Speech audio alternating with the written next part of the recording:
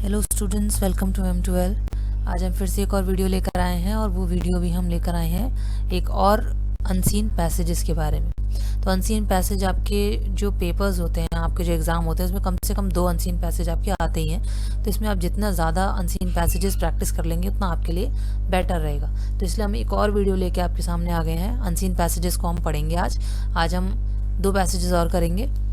तो चलिए पहले पैसेज को पढ़ते हैं। It is rare to find someone with good technical and communication skill. ऐसा बहुत कम होता है कि हमें कोई ऐसा इंसान मिलता है जिसकी कम्युनिकेशन स्किल्स जो हैं, यानी कि बातचीत करने की जो उसके अंदर क्षमता है, जो तरीका है उसका बातचीत करने का, वो बहुत अच्छा हो। ऐसे लोग बहुत कम मिलते हैं। You can get far ahead of your colleagues if you combine the two early in your career। आप अपने कलीग से, यानी कि आपके साथ जो काम करते हैं, आप उनसे बहुत आगे निकल सकते हैं अगर ये दोनों चीज़ें, टेक्निकल और कम्युनिकेशन स्किल, दोनों चीज़ें अगर आपकी अपने करियर के शुरू में ही आप ये दोनों चीज़ें पा लेते हो, अच्छे कर लेते हो। पीपल विल जज, इवेल्युएट, प्रमोट और block you based on your communication skill. जिस तरह का आपका बात करने का तरीका है उसके बेसिस पे लोग आपको जज कर सकते हैं, आपको इवेल्युएट कर सकते हैं, आपके बारे में सोच सकते हैं कि ये ऐसा इंसान है या वैसा इंसान है। आपको प्रमोट भी किया जा सकता है या फिर वो इंसान आपको ब्लॉक कर सकता है, यानी कि आपको आपसे बातचीत ख़त्म कर सकता है सिर्फ उस बेसिस पे कि आप बात किस तरीके से करते हैं। Since habits form by repeating both good and bad forms of communication. आदतें कैसे बनती हैं? जो आपका बात करने का तरीका होगा, आपकी वही बात करने की अगर आदत बनती रहती, चाहे वो अच्छा तरीका हो चाहे बुरा तरीका हो, तो वही चीज़ जो कम्युनिकेशन स्किल्स में जो आप आदत बनाते हैं वो आदत आपकी बन जाती है। Learn to observe great communicators and adopt their styles and traits. मतलब कि उनकी जो खूबियाँ हैं, उनकी खूबियों को और उनके स्टाइल को अडॉप्ट करना चाहिए, और जो बहुत अच्छे से बात करते हैं उनके साथ ज़्यादा से ज़्यादा इंटरेक्ट करना चाहिए। In return and verbal form, आप रिटर्न में भी कर सकते हो, वर्बल फॉर्म में भी कर सकते हो। मतलब आप चिट्ठियाँ लिखकर या लेटर्स लिखकर भी आप कम्युनिकेशन स्किल अपनी सुधार सकते हो, और वर्बल भी कर सकते हो जिसमें कि आप ज़्यादा से ज़्यादा बातें उस इंसान से कर सको। The art of listening and learning from each and every interaction. जो बातें सुनने की और सीखने की जो कला होती है, जितनी बार भी आप ऐसे लोगों से मिलते हैं, उन पर जितनी बार भी आप मिलते हैं और नया तरीका सीखते हैं, नई चीज़ें सीखते हैं। इस अनदर सीक्रेट रेसिपी, मतलब आप जिन लोगों से भी मिलें उनका अगर बात करने का तरीका अच्छा है और आप अगर उनसे सीख लेते हैं, आप ये कला सीख लेते हैं कि उनसे कैसे सीख सकते हो, उनके बात करने के तरीके को कैसे समझ सकते हो, कैसे उनसे सीख सकते हो, ये भी एक बहुत अच्छी रेसिपी होती है कि आप अपनी कम्युनिकेशन स्किल सुधार पाओ। Develop the subconscious. सबकॉन्शियस का मतलब होता है जो हमारा अवचेतन मन होता है, यानी कि जो सबकॉन्शियस माइंड होता है, कहीं ना कहीं हमारे दिमाग में जो ऑटोमेटिकली हैबिट बन जाती है of listening to yourself as you speak and know when to pause. आप ऑटोमेटिकली इस बात को फिर धीरे धीरे अपने अंदर ले आएंगे कि जब आप दूसरों को, अपने आप को भी सुनेंगे बोलते हुए कि आप किस तरह बोलते हैं, और आपको ये पता चल जाए कि आपको कब रुकना है। पॉज का मतलब कब रुकना है।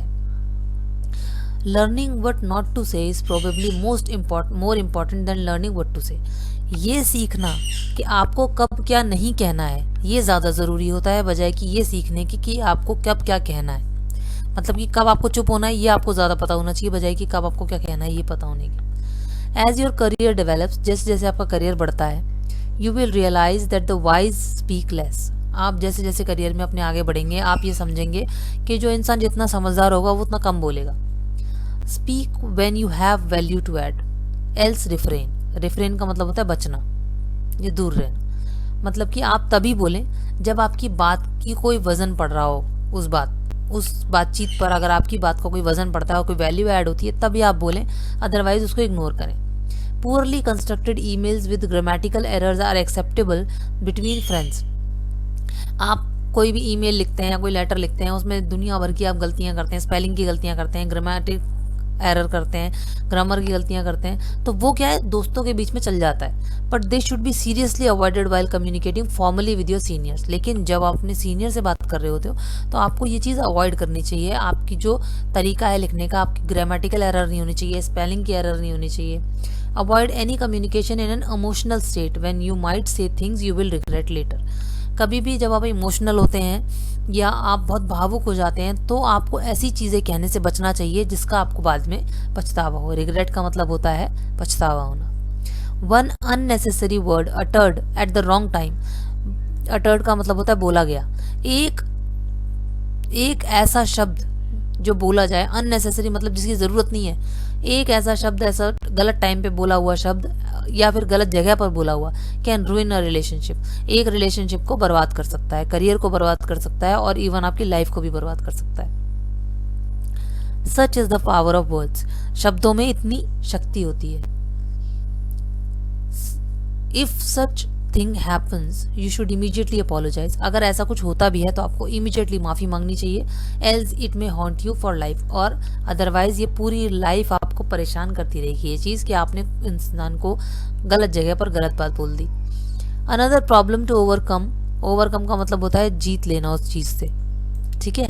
Another problem to overcome is speaking too fast, एक जो प्रॉब्लम आपको और ज़्यादा अवॉइड करनी चाहिए वो है आपको जल्दी जल्दी नहीं बोलना चाहिए।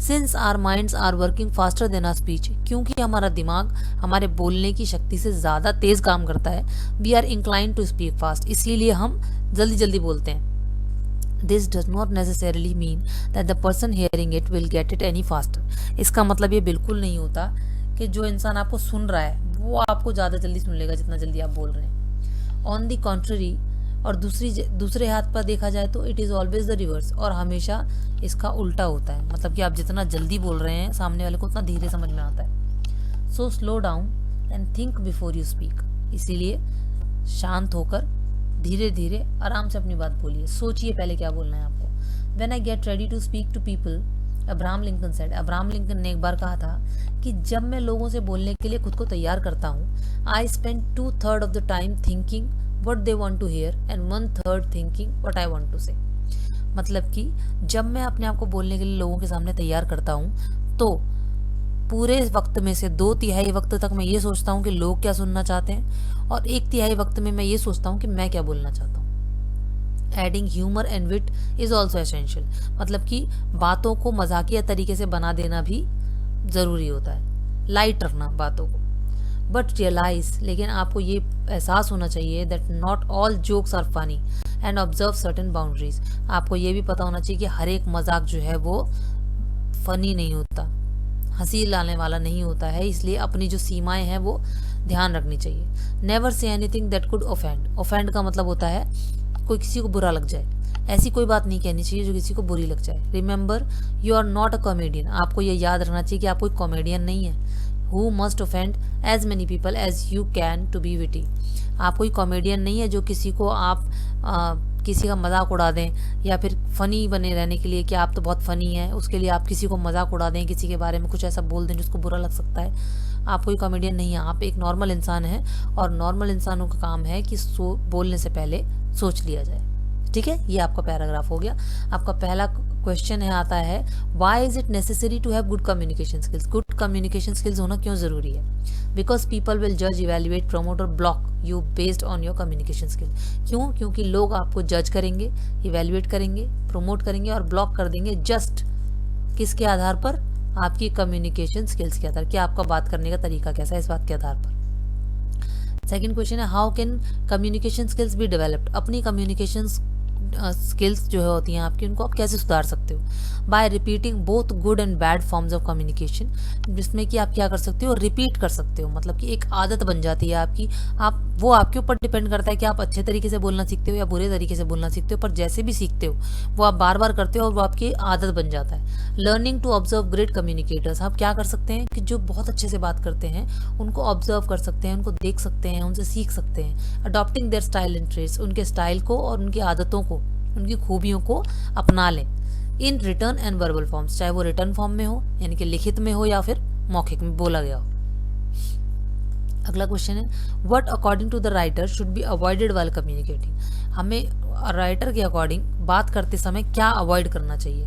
Poorly constructed emails with grammatical errors should be avoided, मतलब कि बुरी तरह से लिखी गई ईमेल्स जिसमें कि ग्रामेटिकल एरर्स भी हों, उस बात को अवॉइड किया जाना चाहिए। क्वेश्चन नंबर 4 है आपका why should you be careful when you tend to be humorous, आपको सावधान क्यों रहना चाहिए जब आप मजाकिया बनने की कोशिश कर रहे हैं तो। Because not all jokes are not funny, क्योंकि हर एक जो जोक होता है वो फनी नहीं होता। More over certain boundaries should be observe, और इससे भी बड़ी बात यह है कि अपनी सीमाओं का ध्यान रखना चाहिए कि ऐसी आप सीमा पार ना करें कि जिससे कि किसी को बुरा लग जाए।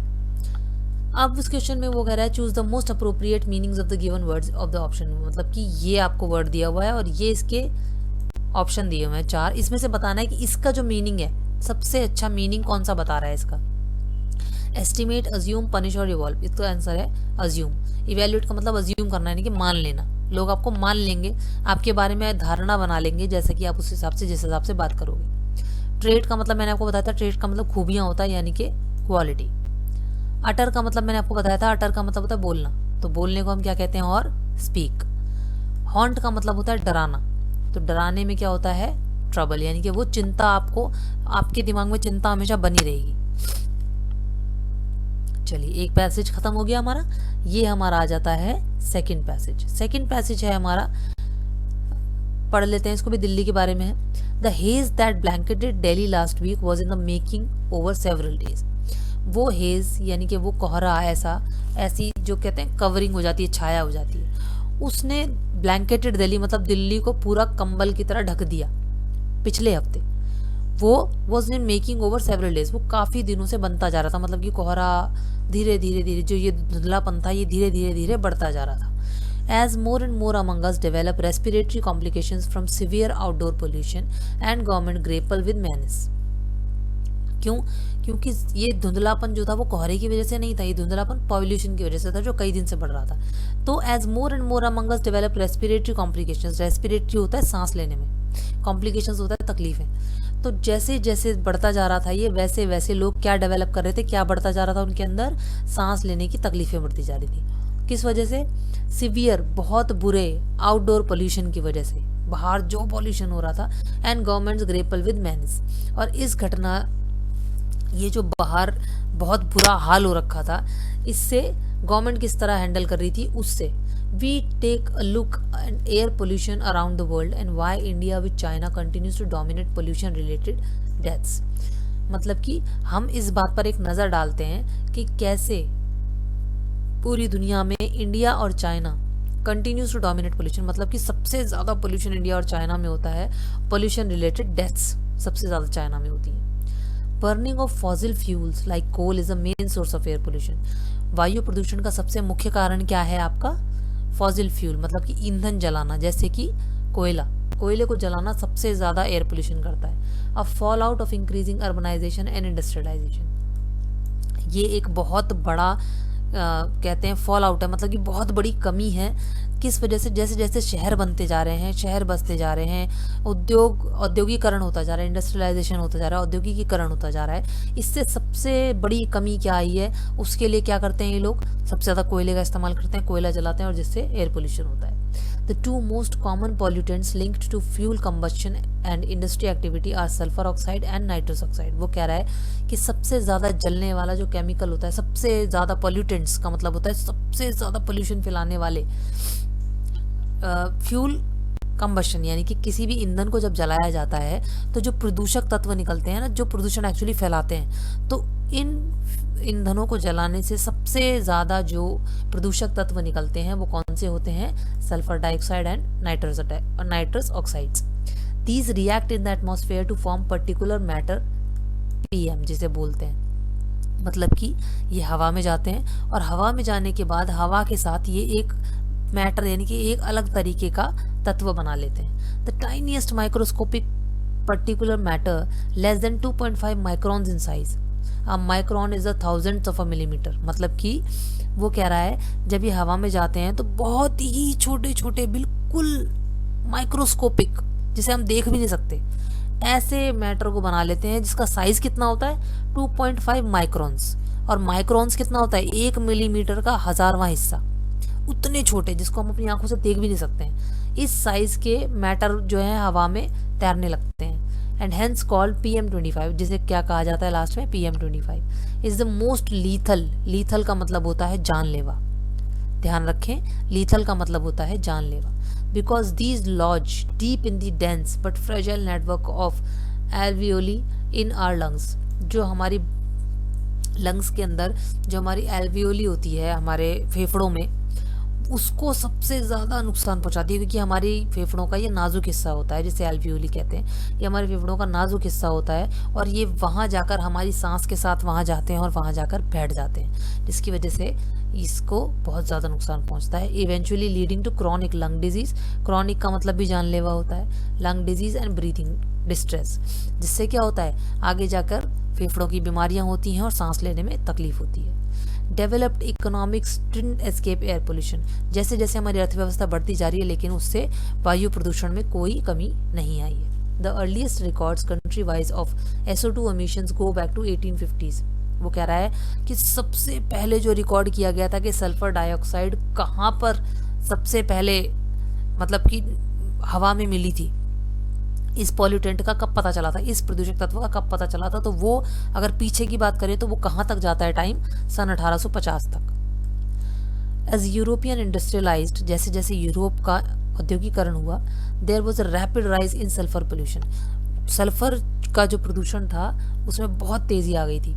London as far back in the 16th century witness some of the worst industrial smog events. मतलब कि लंदन में अगर 16वीं शताब्दी की बात करें, लंदन में 16वीं शताब्दी में बहुत ही लंदन ने विटनेस किया था बहुत ही बुरा स्मॉग इसमें क्या होता है, जब कोहरे के साथ प्रदूषण मिल जाता है, वायु प्रदूषण मिल जाता है, जिसे कि द ग्रेट लंदन स्मॉग 1952 भी कहा जाता है। By the mid 19th century, 19वीं शताब्दी के बीच मतलब कि मध्य में आने तक, emissions in North America to hard rapidly reason.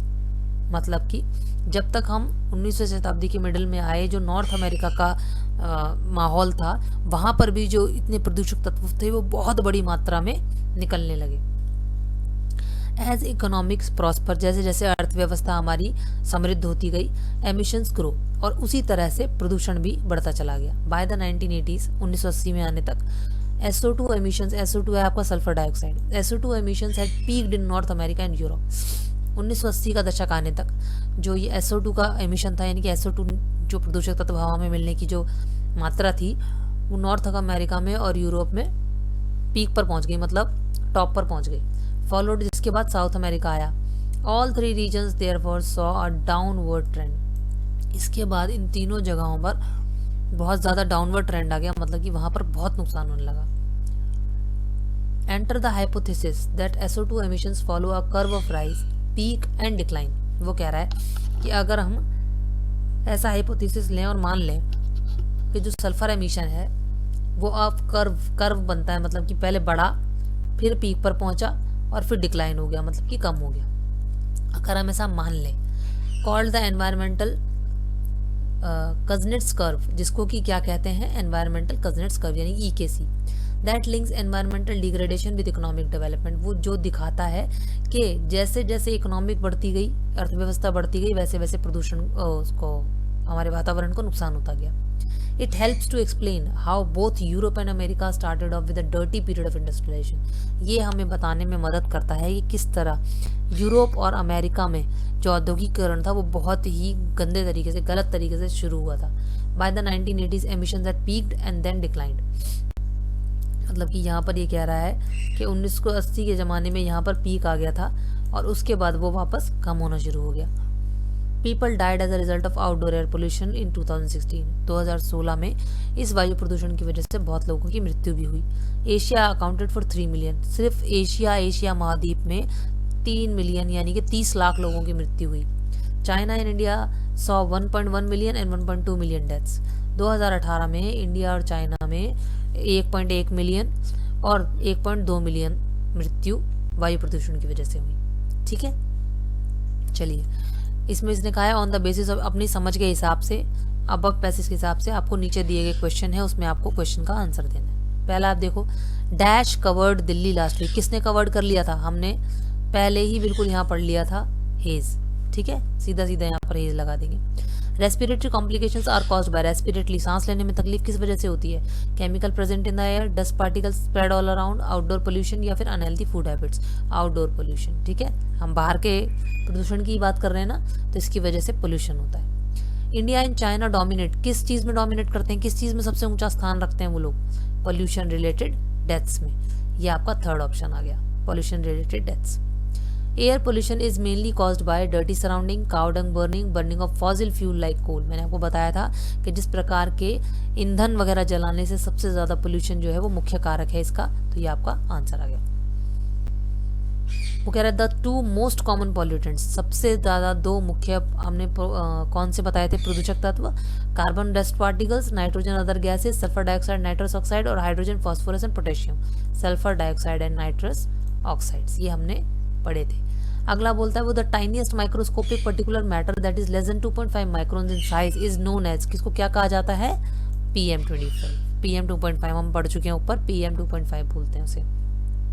वो कह रहा है PM2.5 से क्या होता है, एड्स होता है, कैंसर होता है, ट्यूबरकुलोसिस होता है, लंग डिजीज होती है। उससे क्या होता है, लंग डिजीज, क्योंकि हमारे लंग्स में जो एवियोली होता है वो बहुत ही ज़्यादा नाजुक पार्ट होता है और वहीं जाकर वो टाइनी पार्टिकल्स जो हैं वो जम जाते हैं। Europe had the highest emission of SO2 in the, जो यूरोप में सबसे ज़्यादा SO2 किस मात्रा में, सबसे ज़्यादा मात्रा में जब निकला था वो कौन सा टाइम था, 16th century, 19th century, 20th century, 18th century, ये था 19th सेंचुरी। ठीक है, जो आपके दोनों पैराग्राफ्स कंप्लीट हो गए हैं। ठीक है, आई होप आपको ये वाले अनसीन पैसेज करने में मज़ा आया होगा। अनसीन पैसेज करने का बच्चों एक ही रूल है, सिंपल, आपको उस पैसेज को 2 बार 3 बार रीडिंग ज़रूर देनी है ताकि आपको उसका सेंट्रल आइडिया समझ में आ जाए कि उस अनसीन पैसेज में मेनली क्या कहा गया है, उसके बाद ही आप क्वेश्चन पढ़िएगा। ठीक है, उसके लिए आपको अपनी स्पीड बढ़ानी पड़ेगी क्योंकि पेपर में ज़्यादा टाइम नहीं होता, इसलिए आपको स्पीड बढ़ानी पड़ेगी। इसलिए मैं आपसे यही रिक्वेस्ट करूंगी कि आप ज़्यादा से ज़्यादा अनसीन पैसेज प्रैक्टिस करो, क्योंकि जैसे जैसे आप प्रैक्टिस करोगे ना तभी आपकी पढ़ने की स्पीड बढ़ेगी और तभी आपको समझ जल्दी आएगा, क्योंकि किसी भी अनसीन पैसेज को कम से कम 2 से 3 बार पढ़ना बहुत ज़रूरी होता है, तभी आप क्वेश्चन के आंसर कर पाएंगे। आई होप इस वीडियो में भी आपको मज़ा आया होगा। हम इसी तरह की वीडियो आपके लिए और लाते रहेंगे। तब तक आपसे अगले वीडियो में मिलेंगे, तब तक के